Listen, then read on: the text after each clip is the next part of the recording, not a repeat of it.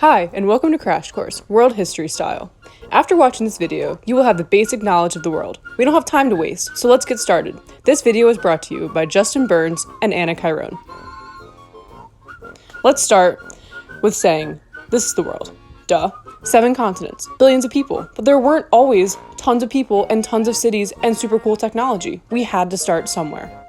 We started with the Foundations era, which roughly is from 5000 BCE to 600 CE. BCE, my bad.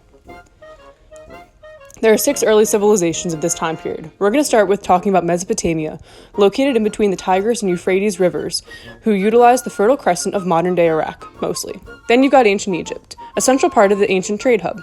People utilized the Nile River in order to grow crops, and mummification was first founded in Egyptian burial routines. These dudes were pretty cool with their mummies. Next up, you've got the Indus Valley. The Indus River Valley consisted of centralized groups, but after overworking the land, they were forced to decentralize. They entered the Vedic era around 1500 BCE. The Vedic era is where one of the oldest monastic religions, Hinduism, is founded. In this religion, you have to do your dharma, or your duty, which is directly related to your karma. And in a cycle of reincarnation, eventually the goal is to reach paradise, or nirvana. The Vedas are the holy books of Hinduism. On to ancient China, where they believed in veneration of ancestors, as well as the fact that they farmed along the Yellow River, which flooded often, but they were able to time the patterns of flooding in order to grow successful crops. During the Foundations era in China, the mandate of heaven was created. If you did not like the way that the current family was ruling, throw a revolution, get a new one in there. Moving right on to Mesoamerica, you've got the Olmecs, who were the first documented group to live in Mesoamerica. They developed a writing system, irrigation system, accurate calendar, and colossal stone heads. The next time period of history is from 600 BCE to 600 CE, the Classical era. The Persian Empire succeeds Mesopotamia.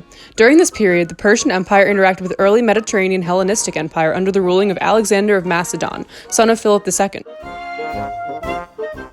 It was also in this time period that the Hebrews developed the monotheistic religion Judaism. Later, Jesus Christ starts a following and Christianity is founded. Buddhism is also introduced to India, and it's essential to know that the Indian Ocean trade facilitated the cultural diffusion of both Buddhism and other Indian and Chinese ideals into Southeast Asia. Confucianism and Taoism are also 2 important Chinese ideals that come into play in this era as well. One of the most important aspects of the classical period, however, is the Silk Roads. The Silk Roads connected Asia to Europe, and the movement of goods across continents led to many advancements. The Incas utilized the Andes Mountains to build trade roads down the coast and practice terrace farming. The Aztecs used chinapas, or floating islands, to farm. In addition, the Mayans played their ball game in order to settle disputes, and they traded across Mesoamerica. Now things really start to get crazy. Here we go. Welcome to the post-classical period, which is from about 600 CE to 1450 CE. The rise of the Byzantine Empire redefines the Middle East. Christianity and eventually Eastern Orthodox Christianity become the main religions of the empire.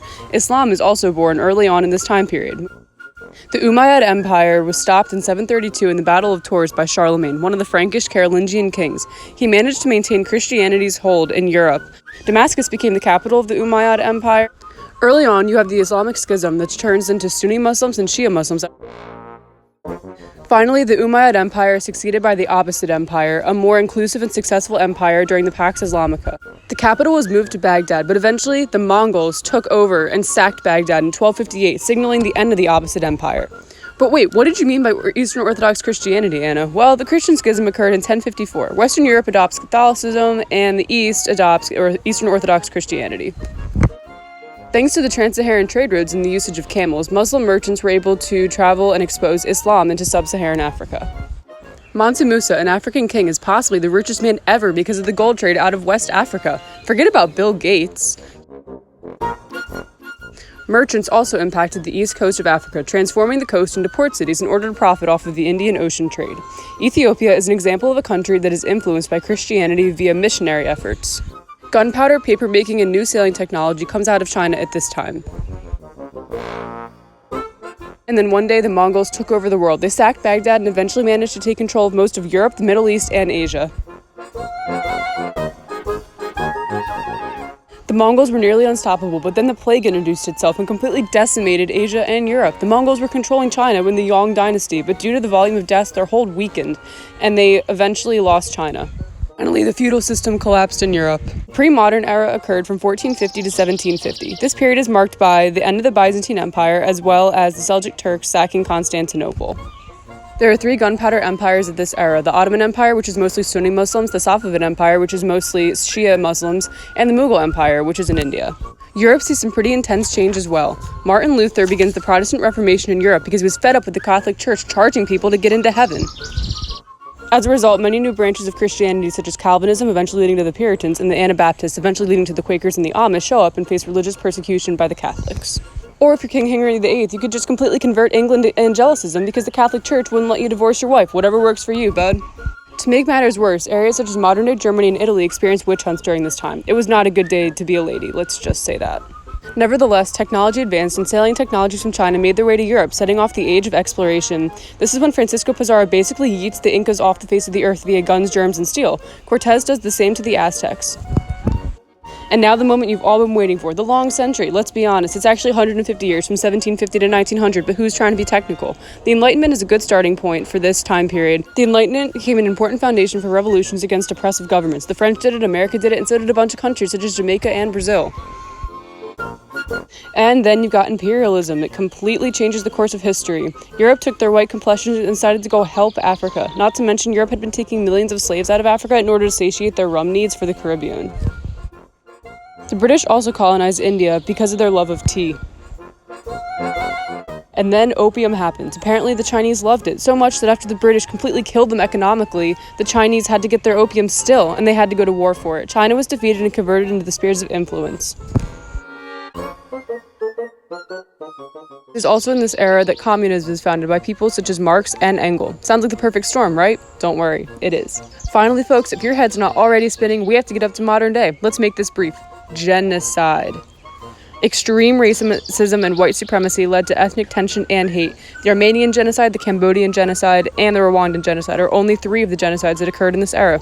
Also, there was the Holocaust in World War II. Tension among the European countries finally exploded into World War I, and the Treaty of Versailles pretty much just promised that in case the First World War was not fun enough, the Second World War would surely do the trick. But as soon as that was done, the Soviet Union and America had little to do with their capitalist ideals. We call this the Cold War. So, here we are. The Europeans pretty much eradicated the native peoples in the Americas and Southeast Asia because of their guns, germs, and steel. The Middle East hates America. Africa was doing just fine until the age of imperialism. Our current situation is, nevertheless, a hot mess. I can't say that I know for sure what the future will bring, but let me just say, here we go. Thank you for coming to my TED Talk. Have a great summer, and don't forget to wash your hands.